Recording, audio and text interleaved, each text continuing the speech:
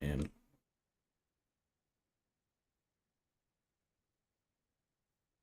What's up, everybody? Welcome to the Radical Roots podcast, where we dig deep to reach high, and of course, always progress through action. I'm your co-host, Payron Baxter, I'm your co-host, Ram Sandoval. and we are in the thick of it. So we're gonna just jump right into it. This is our actual holiday brief episode, so you're not gonna get the long 2 hour joint. I know folks come for the long stuff. This is gonna be right to the meat and potatoes, cutting straight to the bone, right to the marrow. But yeah, Rom. So we just got news that the BBL Drizzy, BB Big Beautiful Bill from Hell, whatever you want to call it, just passed the House. After we went back to the House, we haven't met in a while, so if you guys haven't been keeping up, the Big Beautiful Bill was in the House. Last time we spoke, it went to the Senate. People had a lot of hopes that the Senate was going to improve upon the bill. They were going to make the changes because the Senate is the most deliberative body in America. And they somehow made the bill worse. And then it went back to the House, and the House Republicans, there's supposed to be this quote unquote infighting that would have probably delayed the bill after the 4th of July holiday.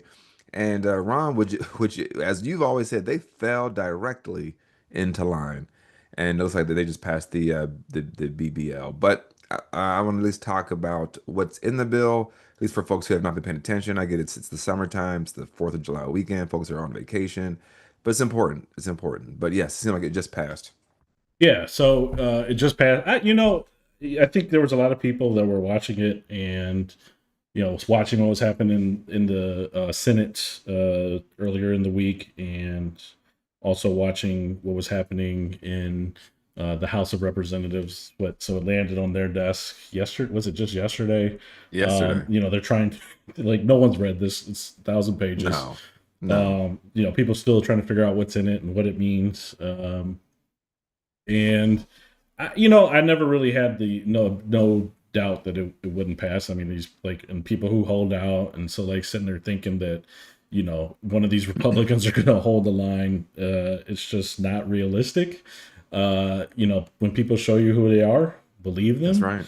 So I don't know why. I don't think that this is something to be hopeful. But, like, you're putting hope in the Republicans. Um, is just like, that's futile, right? You look stupid. So for me, okay, it passed. Yes, I still think it's shit, but I accepted it long ago, right? That these That's things were right. coming. Medicaid was going to be cut. Mm-hmm. SNAP, benefits, safety nets, right? The people who are the most Right. vulnerable, the people who are working to survive and make ends meet.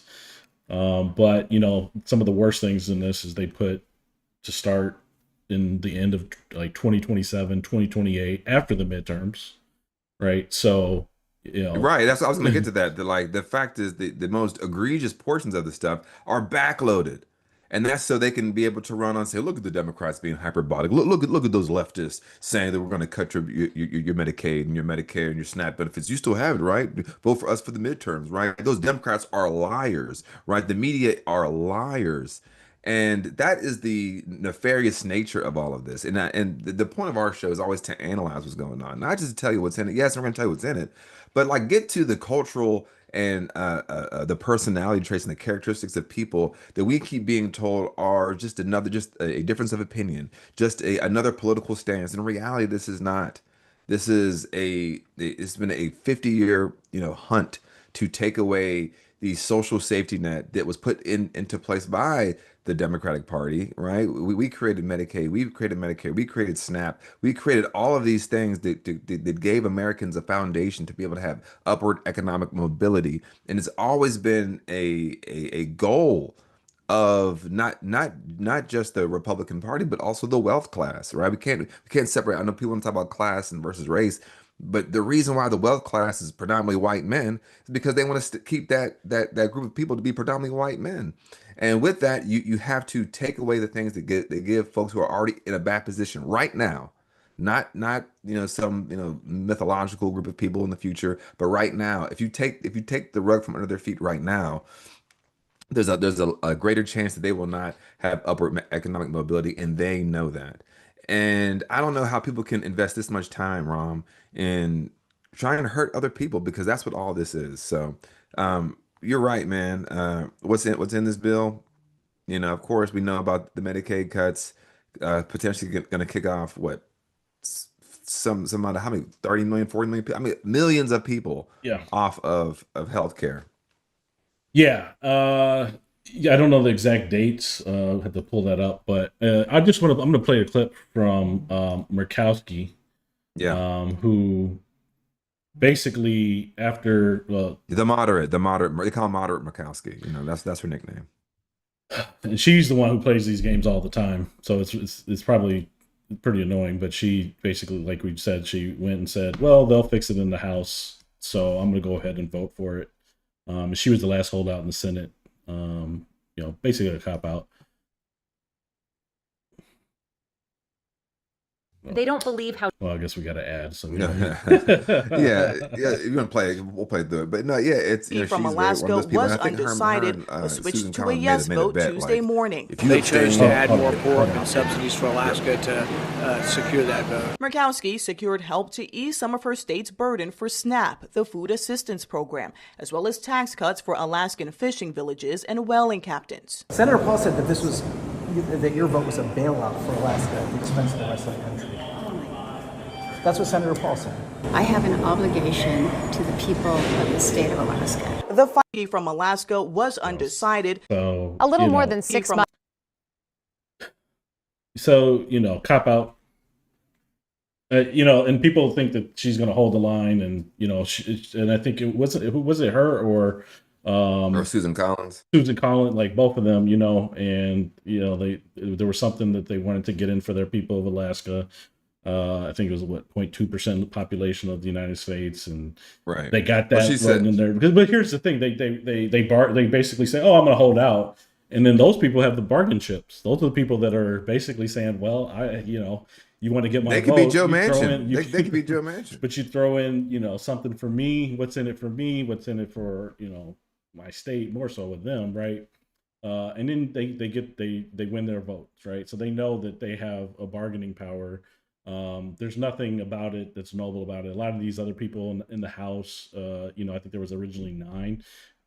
Half of them were holding out because it wasn't aggressive enough. They weren't cutting enough. Right. Exactly. So it's expected. Let's see if we can get the details up here. Yeah, I mean, Murkowski, she wanted this carve out for Alaska. Um, and there's basically this provision that says states that have improper payments of SNAP or discrepancies of SNAP, they will have theirs basically taken away.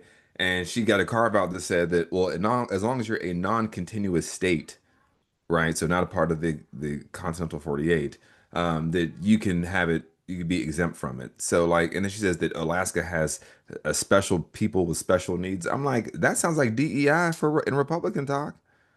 What are you talking about, right? Like, but this is where we're at, and you know, that's a feckless, useless politician. They all are, and they fall behind the idea of patriotism. They fall behind the idea of Christianity, but that it is being used and weaponized against the entire American populace. And one thing I'm sick of is Democrats and left-leaning people. It's usually the Democratic Party. Left-leaning people don't say this, but uh, it's usually the Democratic Party people who are saying to me and other folks who are aggressively pushing back against this that they didn't vote for this.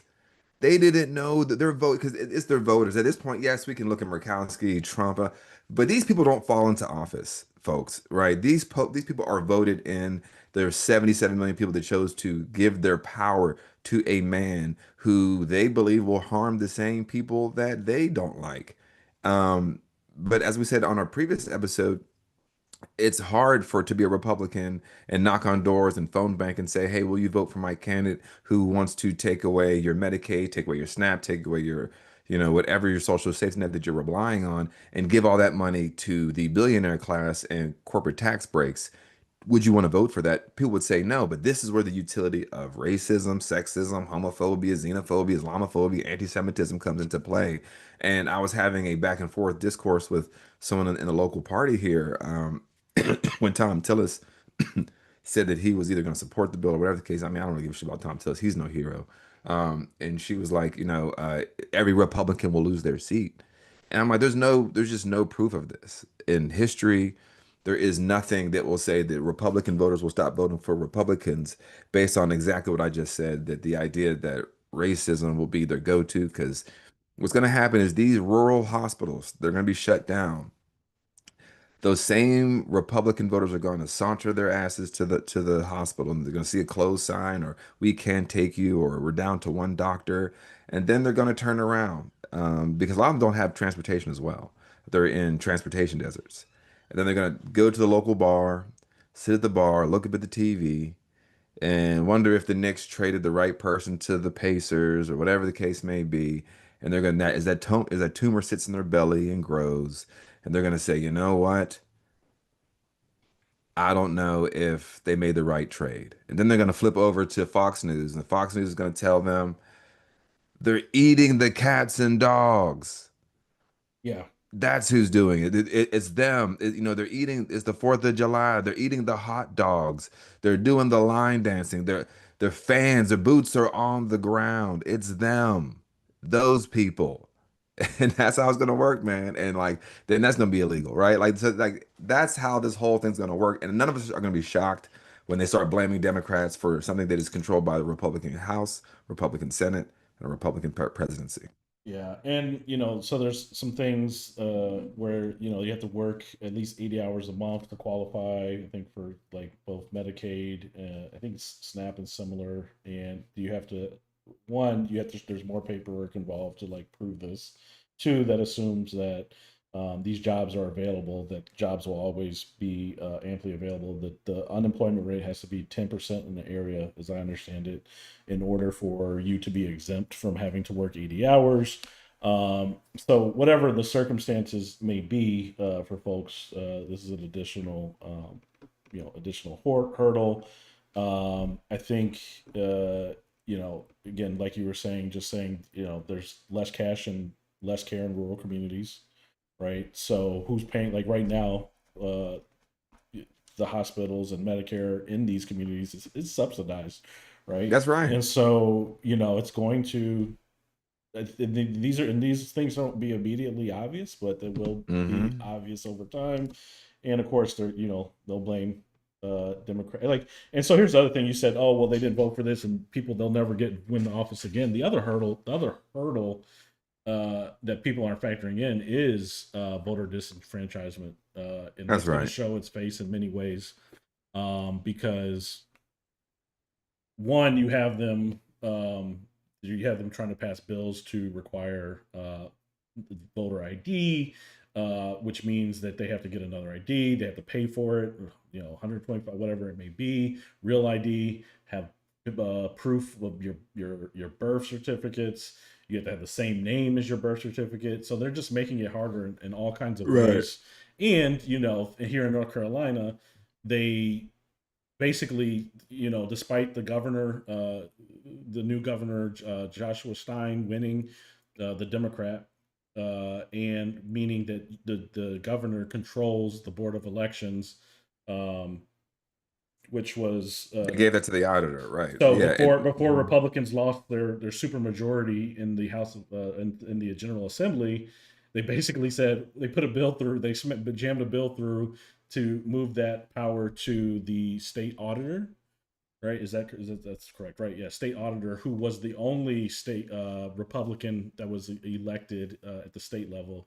So now that sits with him, and then he went in and basically changed the board, right, where it's Republican leaning. So I don't think they can be trusted. No, I mean the whole point, and Go ahead. I was just gonna say, like, we just got through with a 6 month. It took 6 months from the election for Justice Allison Riggs to get in, because they tried to sue, because they tried to say that there was incorrect voter registrations, that were missing details. They tried to roll off 60,000 people off the people who have voted, and tried to cancel their vote. And so they're going to try to steal these elections. They're moving elections out here in Monroe. They moved the election from 2020 Monroe, North Carolina, from 2025, November 2025. And in several places across the states. I mean, when we talk about Monroe because we live in Union County. Right. 11 counties, it was, I believe, and so they moved those to 2026. They made them partisan elections. So now there's a primary, costs $75 million in Monroe. I don't know about the other places, but that's about how much I it mean, it is to wouldn't be make that $75 job. million in Monroe. That's and not in 75,000, maybe Monroe. 75,000, Yeah. Yeah. 75,000. That Sorry. Monroe ain't got that money to do Yeah, anything. sorry. Right. But and then so there's another cost. Personally, partisan. I'm mixed opinion on that. But the fact that they just moved this election, they just did it in a bill in Raleigh, in the General Assembly, they jammed it through. Without the people even knowing that this was happening, the Council of Monroe didn't even know that it was happening until basically until right when it happened. So they did it in Miami, right? So all of these Hmm. voter disenfranchisement, like their 2026 election is not a given. And even if it is a given, you have to overcome voter disenfranchisement. You have to overcome the fact that people are actually going to be, scared to vote for certain reasons by the time we get to 2026. So Hmm. they're putting fear in people. So And we don't have a powerful opposition party. This is engendering people to be motivated to want to support them in that. Now, of course, the votes came out to be, all Democrats were against it, which is not shocking, and two Republicans were not. And the vote, and I saw a tweet from Ken Klippenstein that said the vote passed by 2 votes, and 3 votes, and 3 Democrats voted. That's gonna be died. This session. So as we talk about the gerontocracies, we talk about the old guard, or we talk about people being unwilling to pass the baton, then let go of the baton to the next generation. This is what we're talking about. And the Mamdani case. I mean, like, yeah, there's the three Congress people right here that had passed away. Of course, may they rest in peace. But to a degree, we need folks who are in their 40s, their 50s, or even early 60s to run, because that we just can't afford it. But then also, it's like this. Go ahead. I was just saying, represent new ideas, represent fresh blood, represent new perspectives. Like we're trying to do the same thing. Chuck Schumer sitting here waving his finger, thinking that this is business as usual. Oh, well, he did get the bill changed, according to him. He's touting that. He's mad that Trump's still changing. calling it the big beautiful bill. He's like, how is he still calling it Yeah, the big? I made that motion it should have left whatever because that he needs to attach Trump's name to it. He should have changed it to Trump's beautiful bill, whatever. But for make real. sure his Yeah. name's on that when it comes down to it. People remember that it was Trump's bill. But I saw a sorry. lady. I was posting about it, and she commented. She said, "Well, only it'll be the 75 million illegal immigrants getting their Medicaid taken away." And it's like that's how deep this propaganda runs. And as much as we want to talk about Trump, and again, it's the people. The people give their power to these people. And that, granted, yes, they are steeped in indoctrination. They are steeped in disinformation. They are steeped in voter, and we are all steeped in voter disenfranchisement. But at the end of the day, the reason it works on these people, what did I say earlier? The utility of racism, sexism, homophobia, xenophobia, Islamophobia, and anti-Semitism is what is wielded against the people that have been conditioned through their churches, media, and politicians for their entire lives to want to believe those things. And these are the politicians that say those things. This is why I say all the time, the Republican Party absolutely offers nothing. Mayor Burns is a really good microcosm of what I'm talking about, because name me one right the Republican Party wants to expand for the American people besides the Second Amendment. They just want to tear. Besides, go ahead. Because they don't want anything. And Yeah, I've said they that just before, right? The Republican Party and their voters don't want anything. yeah. In fact, all they want, and that's why whenever they get in power, all they do is want to take away, because they don't know they don't know what they want, right? All they know is one thing: they don't want your black ass having power over the pen. They don't want a woman's feminine ass having power. They don't want a trans person's non-binary self or trans self over the pen. So they would rather say, "Look, let us get in there, and then when we get in there, we got to do something. Yeah, I think We, we got to we got to move our hands around, they and haven't. we'll take it away." Sorry. No, I didn't mean to interrupt you, but I'm just saying they have no new ideas, nothing. I mean, I think the only thing that could be They don't need considered them. that can be considered something net new positive out of this is the tax exemptions on tips for the first 25,000. And people, I think people look at stuff like that and they look at the stimmies, right? It's like this big win, but there's trade-offs for a lot of these things that people don't factor in. But like they haven't built anything. They haven't created anything new. No new ideas. No, Nothing that benefits the American people. They've basically just moving wealth around, moving money it's to the theft. It's wealthy. theft. 'Cause It's I was saying reverse Robin Hood. it's a wealth redistribution, but it is theft. Mhm. You know, Socialism our for the tax rich.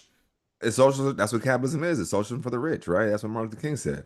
But and then they privatize the gains and socialize the losses is what our current system is. And like, what's so irritating is that we're gonna have this conversation again in a year, and then another year, and then another 2 years. And like you said, I don't know if there's gonna be a midterms or even a 2028, but like there are so many people still believing that there is, and like the belief in it does not make it so, right? You have to fight for it.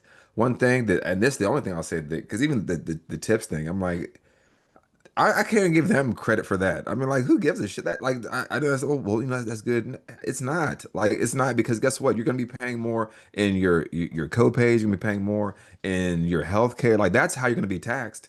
You're gonna be taxed in everything in your pharmaceuticals. You're gonna be taxed in your education. You're gonna be taxed in and again, the point of our taxes are to go to programs that benefit the general population.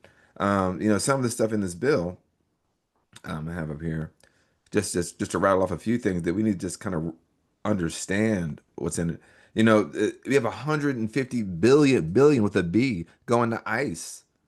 I mean, that's more than some countries' military, multiple countries' military. That's how much is going. Right now, ICE's budget is $6 billion for nationwide. $150 billion.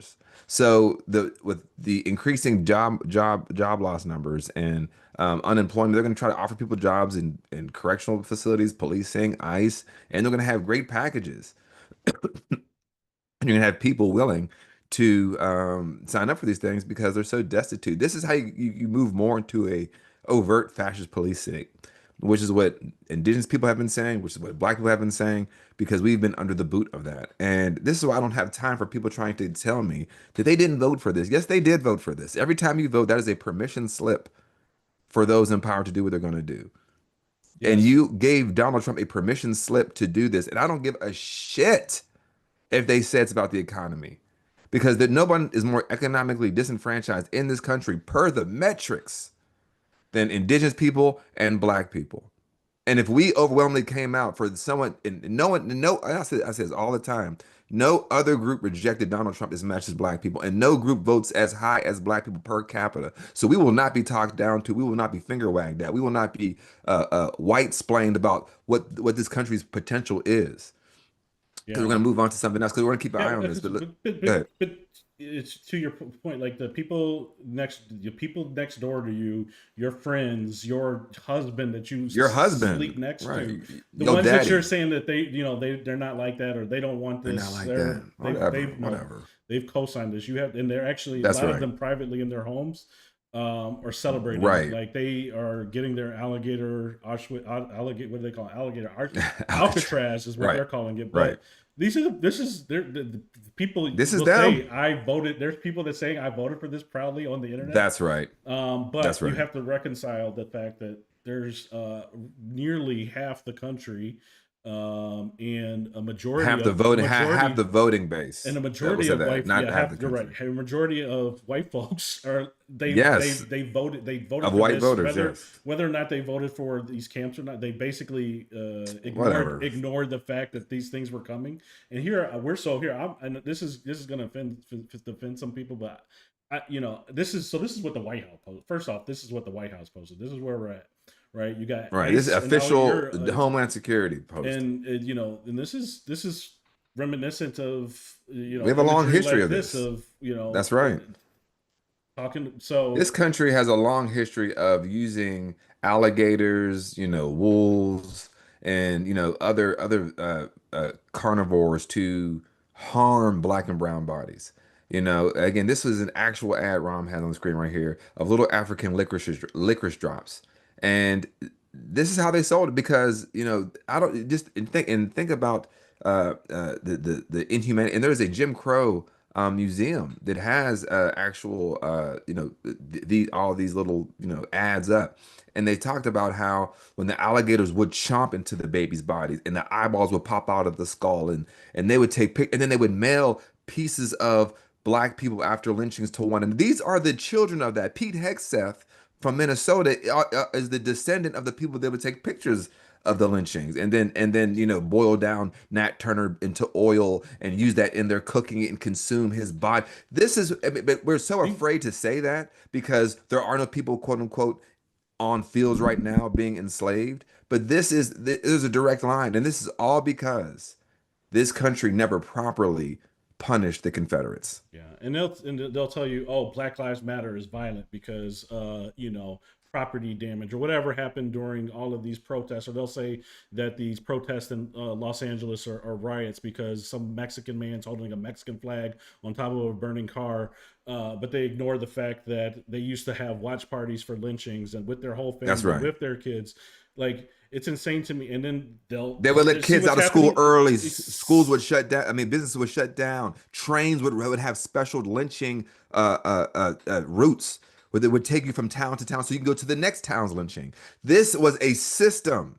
So I'm so sick and tired of people who do not know their own fucking history trying to tell me, who does know history, who does read these goddamn books, who does understand, who talks to elders. This is what this country has always been. And if you do not know that, that is called privilege. Yeah. And that is a power. And I'm sick and tired of that shit because guess what? We have to deal with that. I can't just throw on a MAGA hat and blend in with these fucking assholes. You can. Yeah. But you're unwilling to look at yourself to say, you know what was my hand in this? I'm not a racist, but guess what? I live in a segregated community. I don't have any actual black friends. I know Payron and Ron, but are they my friends? And we would be like, no, we're not friends. Yeah. Like, I know you interpersonally, I know you're my associate, but you don't know us on a personal level as people. And that is what is so irritating. This is why you don't have a culture, and you should actually do the hard work with inside the white community, with inside your white neighborhoods, with inside your white bed, with your white husband. They don't show up for nothing. To say, you know what, honey, we got to do something different. Because these are the same people that told me their kids in high school say the N-word all the time. Yeah, a lot of people say they're calling the White House is calling it Alligator Alcatraz, but I think it's a concentration camp. That's right. And a lot of people are calling it Alligator Auschwitz, and I know that some people take offense to that, and they say, "Well, it's not. Why? It's not the same. It's not people putting gas chambers." But I think people need to put it into historical context. That's right. Right. Like, those people are unserious too. Gas chambers didn't start. Gas chambers didn't start. Right. That's not how it started. Right. It was things that led up to it that looked exactly like this. 3 months ago, right. Remember, 6 months before the election, it was, we're just locking up the bad guys, we're the criminals, the hardened criminals, the violent gangbangers. But the leftists that I bang with, were like, we're gonna have camps. And moderates and folks who were like the Democratic establishment, no way, you're going too far. Elections have consequences. We know. Yeah, we know. And 3 months ago, it was, undocumented violent criminal. Then it became all undocumented people are criminals, and now it's United States citizens can get it too. So like all of this it's just moving the exact same. Revoking citizenship. It's moving. It's it's literally a page from the playbook from the Nazi Germany playbook, from several playbooks throughout history. Right. So it's not just. That's right. It's not just like we're being dramatic, or this isn't hyperbole. Right. This isn't hyperbole. Right. This is what we're on the track for. So for you to say that they're not going to, and they are racial profiling. Remember, we said this in the beginning too, like, they're not racially profiling. No, they're exactly racially profiling. Like, my saving grace might be the fact that I speak good English, right? Like, English maybe without an accent. Maybe. I don't know. But strong maybe. Look. Anyway, what I'm saying. No, but you're right, man. Because like this is the thing, is we have to have a different conversation than white people got to have. And one thing I've been saying, and you said over the weekend or over the week because I was on vacation, but that when you're seeing all this deluge of news, you're like, and then just kind of this tepid response from the Democratic Party establishment, and Democratic Party leaders to like, just come together and like, let's write some postcards and call you. Like, they're talking about goddamn slavery. They're talking about concentration camps. Like this is what like this naivete, this ignorance can't go on any longer. And if you and this whole idea of like, well, the young people are in the goddamn streets. They're the ones getting beat up. They're the ones getting their teeth knocked out on not just at the anti-immigrant protest, but I'm going back a year to the campus of UCLA where there was a bunch of police officers that were knocking in literal teeth. So those are the same kids that are also showing up, kicking tear gas cans back because they remember what it was like. You weren't with them then. That's why they're not with the quote unquote Democratic Party now. Yeah. And I'm so sick of people trying to just stand behind this faux, comity and this like professionalism and this like we have to like have Robert rules of orders and second that. It's like Why? Yeah. get real. Yeah. Or why do you have people talking about? Why do you have they have their Mexican flags out there? Like, oh, they need to be out there with United States flags and waving. You know who else said that? You know who else said that? Who? Your boy. Ooh, which boy? Your boy. Your boy you be caping for. Well, which one? Oh, your boy. Yeah. Adam Kinzinger. Oh, well, And yeah. then, Look, but like that's why I said those type of people, these never Trump people, the Tim Millers, the Liz Cheneys, the Adam Kinzinger, these people, they are anti-Trump. They are not pro-democracy. They are not pro the people. That's why like we should not embrace these people. We should not amplify these people because yes, well, are they good on one issue? Absolutely. But guess what? That also disregards the Congressional Black Caucus that has always been against Trump. That also disregards black women who have always been against Trump. That also disregards black men who are the large group of men that have been against Trump. It says, well, this one white guy did this one thing, therefore he needs to be he spoke at the goddamn DNC over a Palestinian speaker. Like, do you see how all this shit is intertwined, how we uphold white supremacy even within the Democratic Party? So when I'm talking about these things and tying these things together, I just do not have the energy for people who are they are intellectually ignorant and they are morally bereft. So it's like I don't really give a shit. And if you just see a D or you think that coming to your little meeting is good, it's like, look, what are you doing with your privilege? yeah. Well, You need to go out and so go ahead. You've been trying to get quick. Yeah, Sorry. but the other thing that and I've always been speaking about this since day one too is like everyone has to step it up a notch because That's people right. have to remember there is like people. I know more friends. I have more friends and people, associates and people I work who are literally they couldn't even be bothered to tweet. They couldn't even be bothered to do a Come on. Facebook post. They couldn't even be bothered to get a Come family member to register to vote. So they're the problem. Come Like, on. and, Yeah. and when people talk about, well, they have to feel it, like unfortunately they're probably right. They do have to feel it. I don't feel like It'll that's be the too right late. answer, but it's gonna be Right. exactly. And so look, anyways, and you was talking about I think you meant Adam Kissinger, another kind of switching gears but also related. Yeah. Mamdani, right? hmm Uh The backlash since his win, I don't. The last time we talked was when he just won, and there was some moderate, tepid responses. But in the past, week or so, week and some change, it's been like worse. And this is not all from the right. And I want to make that point when I tell Democrats when I was the chair about white supremacy, and there was this almost shock that I say there's white supremacy within the Democratic Party, and they're like, no, all the white supremacists did you speak of it within our lens has to be in the Republican Party. That's all the Klan members and blah blah blah. And I remind people, this country had a quarter of a millennium of slavery, and then they had 100 years of apartheid. While there was this bipartisanship of the way this government functions. So please miss me with the idea that there is a one side is bad and one side is good. There's one side that is feckless, that is lacking principles. There's one side that's overtly fascist. At one point, it was the Democratic Party, and then it switched over during the Southern Strategy, and also after, excuse me, before when the New Deal passed, and then during the Southern Strategy under Richard Nixon, it went over to the Republican Party. But the idea white supremacy lives in one house and one house only is a myth within itself. I fought these fights as a chair. We're still fighting these fights on the state level. So we have to be honest. But the backlash to Mamdani, Kirsten Gillibrand, I posted a video. It's like a 6-minute clip. We're not going to play it here, but please go to some of my Instagram pages.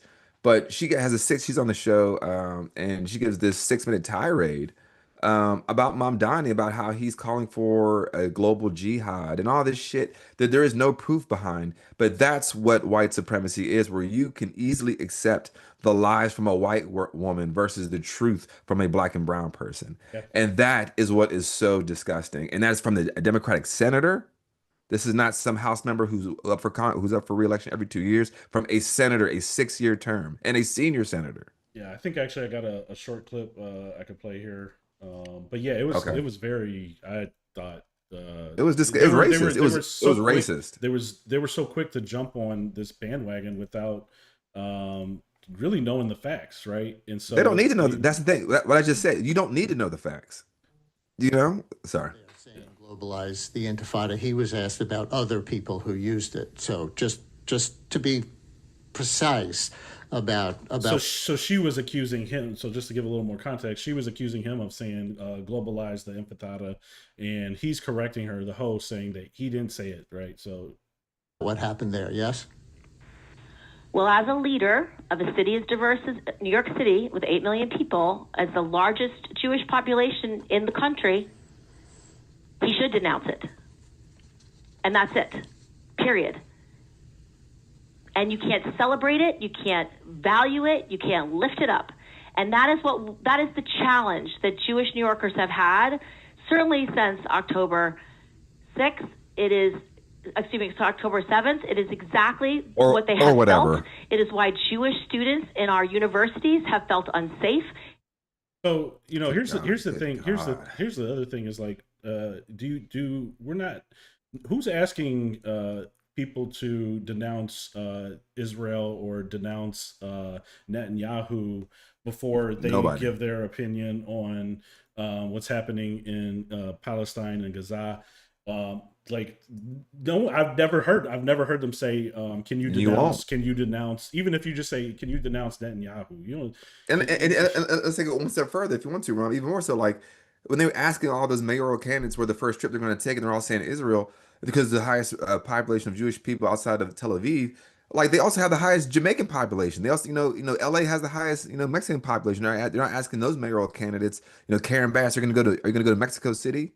There's the highest amount of Chinese people in New York City. Are they asking them are going to go to China? They're asking him that because he's Muslim, and that is fucking racist. And one thing that we said earlier about like how you said how they try to pervert Black Lives Matter to be violent. The same. This is why we see the struggle within Palestinians. What are they saying about free Palestine? That's just as violent. Now, Black Lives Matter and free Palestine, I'm sure you can understand as a black man and as a Mexican man, that those things are the exact same thing. They're calls for liberation, calls to see us as human beings. And I'm so sick of these palm-colored fucking people being unwilling to be like, you know what? Maybe I don't know what the hell I'm talking about. Why am I repeating things of the state? Why am I on the side that has the nukes? Why am I on the side that has the tanks? Why am I on the side that has militarized police saying that's the side that needs to prevail in this situation? And and we're at a point, man, look now, what's that disc goes, burn, baby, burn. If this is what it has to be, okay. Yeah. If people gotta die and on the streets and all that shit just for some stock for some CEO to get a higher bonus or for stocks to go up or whatever, billionaire tax write-off, what, like that's what we're doing this for. And the for the some of the Jewish folks in the Democratic Party here in North Carolina, there was a week and a half ago, the state Democratic Party had a resolution for the. So we had our because because I'm an SEC member. No, all good. So we had our state executive committee. I'm an SEC member. I was the previous chair, so I stayed on as an SEC member. And we just had our state summer SEC meeting. It was in Asheville, and there's always resolutions, and resolutions have always been tumultuous. And I remember my first year as chair, they were going back and forth about Israel, Palestine. This is well before October 7th, just to be clear, as people were like, history starts on October 7th. It does not. This has been a conflict for a long time. Well, it's been an occupation for a long time. And North Carolina Democrats passed on Saturday a resolution stating that calling for an arms embargo against Israel and calling Israel an apartheid state. And there was another resolution against big money in primaries, getting big money out of primaries. So does that mean, is it binding? Does that mean if you're a Democrat and you run, did you have to be anti-Israel? Not at all. But this is the very first state Democratic Party to do that. So they actually made history doing so, and it plants its flag. You know, I think again, Mamdani's win shows that you can be pro-Palestinian and win an election. You can be pro-humanity and win an election. You can be progressive and win an election. Pro-Jewish.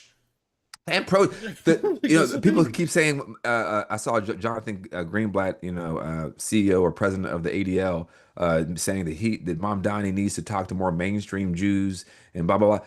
The highest ranking Jewish New York City official endorsed him, Brad Lander. How much more mainstream can you get? The highest elected Jewish person in office, Brad Lander, endorsed him and sat with him on the couch when he got even more racist questions from Stephen Colbert. Right. So like these lies are proving that they're not bulletproof. They're proving that Zionism is taking is got a death blow, and they're not with the shits no more. But I also am sick of Democrats also upholding white supremacy, upholding the same racism that, yes, we expect it from the right, and we don't give them a pass. But how are we supposed to come together if you are also saying that I'm less than human? If you're saying I'm a terrorist, if you're saying that I'm same what they said about us in 2020, that we are the most violent people in this country. Inhuman. Or inhuman, correct. Right. Like you say, like, oh, well, Hamas, Hamas was a terrorist. They had a terrorist attack on October 7th. Like I said that, but I don't feel like everyone needs to prefix their sentence with that. You have to condemn, because it doesn't equal. I'm sorry, but like, what was it? 600 people. Terrible. Lining up to get food. But in no way does that justify killing 50,000 people, displacing an entire country. Like I don't care about what lines you want to redraw. None of that justifies the murder, the starvation, the absolute cruelty. Right. So I'm kind of like, especially like on the Democratic side, if you're like criticizing people for criticizing Israel and criticizing another foreign country's military, get the fuck out of here. You might need to, and that's why I say, like, and then you say like, oh well, you can't talk about this Alligator Auschwitz this is the reason why we're trying to put it into perspective. Is that we're warning, right? We're warning right. people, and we don't think that there should be another atrocity. Thank you. Like the Holocaust. We don't think there should be another atrocity like what Palestine is going through. We don't think there should be this atrocity that we're going through should be as bad as it's going to get. Right. So stop trying to compare. And anyways, and stop trying to pull us back from the edge. And that's the main thing. Ta-Nehisi Coates in his book, The Message, he says that your victimization will not save you. Yeah. And that's in his third part of the book where he's talking about Palestine, where basically, yes, Jewish people went through the Holocaust. And just last little point of history, Theodor Herzl, the founder of Zionism, he saw what was the Jews going into the concentration camps, and he saw them as weak Jews. This is his own words. And that's why, but he also needed anti-Semitism to get the reasoning behind creating a nation state of Israel, which that wasn't going to be the name of it. In fact, he said Palestine is where we're going to set up our homeland. Himself, he said that, and because it was going to be in Uganda, and if it was going to be there, it was going to be in South America. So all of this shit, we had to poke holes in it and be like, you know what? That doesn't give you the reasoning or the excuse to exterminate people. And on top of that, they just made Palestine Action a terrorist organization in the UK, which is basically it was an aid organization that provided aid, is what is well known. Which just proves that the term terrorist has always been a political one. Yeah. Right. The founding fathers were terrorists to the British Crown. Yeah. Right. Because they would call them not founding fathers. They probably called them fleeing felons. Yeah. Right. The Native Americans on this land were savages. Right. The folks who were in Africa, they called them uncivilized. These are all political terms to be able to exterminate people. I think people, a lot of folks, including Democrats and people on the left, have to have a moment of reflection for themselves and to really question their beliefs and really question. And I'm not saying everything that comes out of my mouth is correct, but I do believe I actually believe in humanity, and so that's right. There it is. So people just have to take. I think some people are really start there. They're stuck and they have tunnel vision. But they really just have to just take a moment, and a long moment, right, and to just think about things, put things into context. And so I do have to run. Yeah. We can drop it here. Good to hop on. Well, happy 4th, man. Happy long weekend. I know you guys can go check out some fireworks. I hope everybody else out there has a good weekend. This was a short one. Enjoy some times, please relax, look, this speed and bullet train is moving forward regardless. As Howard Zinn, the great historian, said, there is no neutrality when you're on a moving train. You can't be like, well, I'm not in politics. Well, the train's moving anyway. The train's running over people, or you want to try to derail the train. Well, I don't have it. I'm just sitting in the meal car. So, folks, thank you. Please don't sit in the meal car. Please make sure you're active. Please, right now, either you got to check your friends and family. Check your friends and family. Everyone's got, like, my friends. They got kids. Like, that's right. Like, this is the next generation. We got to think about what we're that's right with. Like, let them see you fight. When we grew up, I always say, like, we kind of grew up in a period of time where now you're putting back in perspective, we were in a golden era. So it's kind of time to put in some work and get uncomfortable. All right. Well, thank y'all for listening. I'm your co-host, Payron Baxter.